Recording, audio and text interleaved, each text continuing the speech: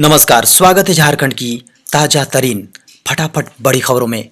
दोस्तों, आज की सबसे पहली और बड़ी खबर, झारखंड एकेडमिक काउंसिल यानी जैक ने जारी किया मैट्रिक व इंटर परीक्षा की डेट शीट। दोस्तों, जैक ने यानी कि झारखंड एकेडमिक काउंसिल ने मैट्रिक और इंटरमीडिएट एग्जाम की डेट शीट जारी कर दी है।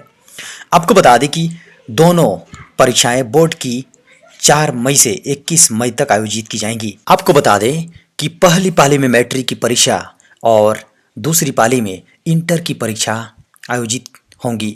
मैट्रिक की परीक्षा सुबह 9:45 से दोपहर 1 बजे और इंटरमीडिएट की परीक्षाएं दोपहर 2 बजे से शाम 5:15 तक होंगी। आपको बता दें कि मैट्रिक की परीक्षा 4 मई से शुरू होगी। पहले दिन यानी 4 मई को वाणिज्य और गृह विज्ञान विषय की परीक्षा होगी। इसके अगले दिन 5 मई को उर्दू, बांग्ला और ओडिया भाषा की परीक्षा होगी। मैट्रिक और इंटर की तैयारी कर रहे छात्र पूरी जानकारी के लिए डेट शीट देखें। खबर है, सभी जिले के बीआरपी सीआरपी जुटे रांची में, कहा आर पार की होगी लड़ाई। दोस्तों, झारखंड के सभी जिले के बीआरपी सीआरपी यानी प्रखंड साधन सेवी और संकुल साधन सेवी अपनी मांगों को लेकर झारखंड शिक्षा परियोजना परिषद के कार्यालय में जमा हुए। यह आक्रोश बैठक के रूप में अपना विरोध प्रदर्शन जता रहे हैं। बीआरपी और सीआरपीओ ने कहा, यह आक्रोश प्रदर्शन सरकार की आंखें खोलने के लिए चेतावनी है। उनकी मांग है कि शिक्षा विभाग में खाली पड़े पदों पर समायोजन और नियमितीकरण और अन्य लंबित मांग शामिल है। बीआरपी सीआरपी के महासचिव पंकज शुक्ला एवं अमर खत्री ने संयुक्त रूप से कहा कि अगर सरकार इस दिशा में सकारात्मक कार्य नहीं करती है तो आंदोलन के लिए रणनीति बनाई जाएगी। खबर है, झारखंड में श्रेष्ठ 100 बुजुर्ग और बीमार कलाकारों की बढ़ाई गई पेंशन राशि। दोस्तों, श्रेष्ठ बुजुर्ग और बीमार कलाकारों के लिए एक बड़ी खबर निकलकर सामने आ रही है। सरकार ने श्रेष्ठ 100 बुजुर्ग और बीमार कलाकारों की पेंशन राशि में बढ़ोतरी कर दी है। आपको बता दें कि इनकी पेंशन की राशि 1,000 रुपये प्रति माह से बढ़ाकर 4,000 रुपये प्रति माह कर दी गई है। जी हाँ, मुख्यमंत्री हेमंत सोरेन ने इसको लेकर प्रस्ताव पर अपनी स्वीकृति दे दी है। आपको बता दें कि इस योजना में वैसे 100 श्रेष्ठ बुजुर्ग और बीमार कलाकार आवेदन कर सकेंगे जिनकी मासिक आय 8,000 रुपये से कम होगी। दोस्तों, झारखंड के मनरेगा मजदूरों के लिए एक बेहद बड़ी खबर सामने आ रही है। दोस्तों, मनरेगा मजदूरी बढ़ाने के लिए मुख्यमंत्री हेमंत सोरेन ने केंद्र को लिखी चिट्ठी। जी हाँ, मुख्यमंत्री हेमंत सोरेन ने झारखंड के मनरेगा मजदूरों की मजदूरी दर बढ़ाने के लिए केंद्रीय मंत्री नरेंद्र सिंह तोमर को चिट्ठी लिखी है। उन्होंने कहा है कि मौजूदा दर को बढ़ाकर 295 रुपये मजदूरी दर किया जाए। उन्होंने लिखा है कि झारखंड में अकुशल मनरेगा मजदूरी की दर 194 रुपये प्रतिदिन तय देना है। यह मजदूरी दर किसी भी राज्य की तुलना में सबसे कम है। मुख्यमंत्री ने लिखा, श्रम विभाग झारखंड सरकार के द्वारा 13 नवंबर 2020 अकुशल श्रमिक के लिए न्यूनतम कृषि मजदूरी 295 रुपये निर्धारित किए गए हैं। दोस्तों, झारखंड में मौसम की एक बड़ी अपडेट आ रही है। जी हाँ, 5 और 6 फरवरी को बारिश की संभावना। दोस्तों, मौसम विभाग को माने तो 5 फरवरी को बादल छाए रहेंगे। 6 फरवरी को बारिश होने का अनुमान है। आपको बता दें कि 7 से 8 फरवरी के बीच धुंध या कोहरा रह सकता है। जी हाँ, खबरों की माने तो बंगाल की खाड़ी में लो प्रेशर के कारण आने वाले 24 घंटे में मौसम में बदलाव की संभावना बन रही है। खबर है, झारखंड में 15 दिनों के अंदर निकलेगी वैकेंसी। दोस्तों, दुमका के गांधी मैदान में मंगलवार को जेएमएम का 42वां स्थापना दिवस के दौरान मुख्यमंत्री ने कहा कि 15 दिनों के भीतर सभी विभागों की रिक्तियां निकालकर युवाओं को नौकरी दी जाएगी। साथ ही उन्होंने कहा कि झारखंड आंदोलनकारियों के बच्चों को सरकार सीधी नियुक्ति करेगी। जी हाँ, उन्होंने कहा कि झारखंड में लगने वाले कल कारखानों में झारखंड के स्थानीय लोगों को 75% तृतीय चतुर्थ ग्रेड की नौकरी देने का प्रावधान किया जाएगा। खबर है, एचआईवी संक्रमितों को झारखंड में भी मिलेगा पेंशन, आवास और राशन कार्ड। दोस्तों, झारखंड में एचआईवी पीड़ित व्यक्तियों को भी पेंशन, आवास और राशन कार्ड का लाभ दिया जाएगा। इसके लिए योजना बनाकर काम किया जा रहा है। साथ ही इस बात का भी ध्यान रखा जा रहा है कि इस योजना से कोई भी एचआईवी संक्रमित योजना के लाभ से वंचित ना हो। इस मामले में झारखंड राज्य एड्स नियंत्रण समिति के परियोजना निदेशक एचआईवी संक्रमितों के लिए पेंशन, आवास व राशन कार्ड का लाभ देने के लिए योजना बनाकर काम करने का निर्देश पदाधिकारियों को दिया है। खबर है, 40 करोड़ परिवारों की मोदी सरकार ने बंद की गैस सब्सिडी। जी हां दोस्तों, बेहद बड़ी खबर आ रही है। केंद्र सरकार ने बजट में नई घोषणाएं की, जिसके बाद अब खबर है कि मोदी सरकार गैस पर दी जा रही सब्सिडी को खत्म करने जा रही है। यानी जिन परिवारों को इसकी जरूरत होगी उन्हीं को सब्सिडी दी जाएगी। आपको बता दें कि एक तरफ जहां 1 करोड़ लोगों को प्रधानमंत्री उज्ज्वला योजना के जरिए इस साल मुफ्त गैस एलपीजी कनेक्शन और सब्सिडी देगी सरकार, तो वहीं 40 करोड़ परिवारों की गैस सब्सिडी बंद होने जा रही है। दोस्तों, बजट के दौरान वित्त मंत्री ने कहा कि सरकार को बीते साल सब्सिडी पर चालू वित्त वर्ष के दौरान कुल 5.96 लाख करोड़ रुपए की रिकॉर्ड राशि खर्च करने पड़े।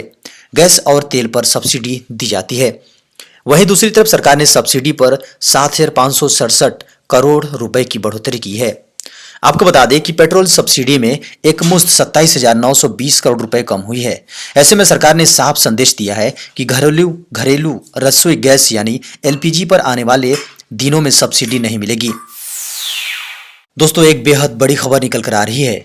झारखंड में नहीं होगी 8वीं, 9वीं और 11वीं की एनुअल एग्जाम। दोस्तों, झारखंड में 8वीं, 9वीं और 11वीं की वार्षिक परीक्षाएं नहीं होंगी। इन कक्षाओं के स्टूडेंट्स को अगली कक्षाओं में सीधे प्रमोट कर दिया जाएगा। आपको बता दें कि इसको लेकर अभी कोई आधिकारिक घोषणा नहीं हुई है, लेकिन मीडिया रिपोर्ट्स, जी हाँ, मीडिया की खबरों को माने तो ऐसा कहा गया है। झारखंड में 8वीं और 11वीं की वार्षिक परीक्षाएं इस साल नहीं कराई जाएंगी। मीडिया रिपोर्ट्स के अनुसार झारखंड एकेडमिक काउंसिल ने इन कक्षाओं के स्टूडेंट्स की परीक्षा नहीं लेने का प्रस्ताव दिया है। हालांकि अभी इस प्रस्ताव पर स्कूली शिक्षा व साक्षरता विभाग विचार कर रहा है और उम्मीद जताई जा रही है कि जल्द ही इस संबंध में औपचारिक घोषणा भी कर दी जाएगी। आपको बता दें कि कोरोना के कारण झारखंड में अब तक 8वीं, 9वीं और 11वीं के लिए फिलहाल स्कूल नहीं खोले गए हैं, जिसकी वजह से इन कक्षाओं के छात्र छात्राओं की पढ़ाई सही ढंग से नहीं हो पाई है। आपको बता दें कि इसमें प्रॉब्लम यह है कि अगर स्कूल वह अब खोल दिए जाएं तो इन कक्षाओं में पढ़ने वाले स्टूडेंट्स को उनका सिलेबस पूरा करने के लिए कम से कम 2-3 महीने का समय लग जाएगा।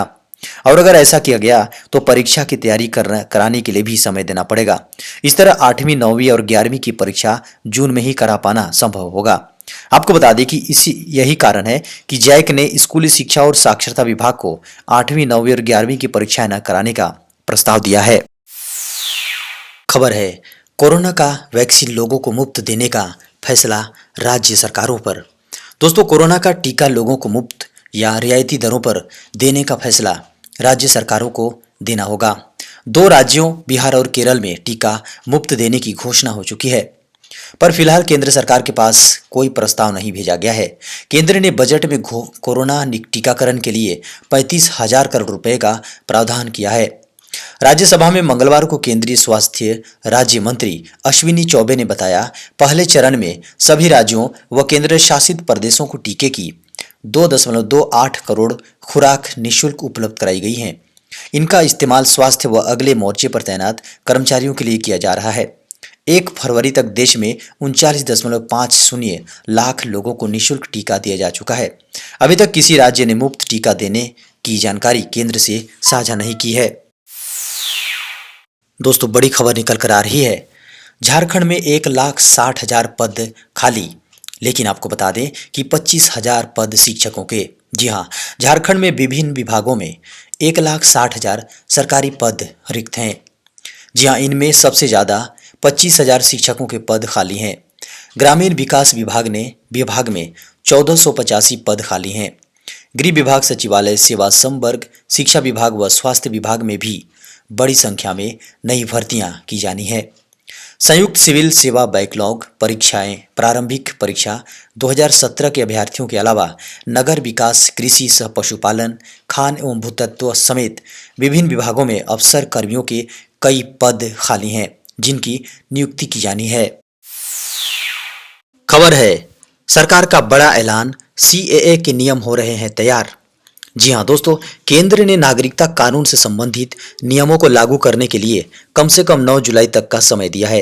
कांग्रेस लोकसभा सांसद वीके श्रीकंदन द्वारा संसद में एक सवाल के जवाब में गृह मंत्रालय ने कहा कि नागरिकता संशोधन अधिनियम या सीएए 10 जनवरी 2020 से लागू हो गया था, लेकिन इसके नियम तैयार किए जा रहे हैं।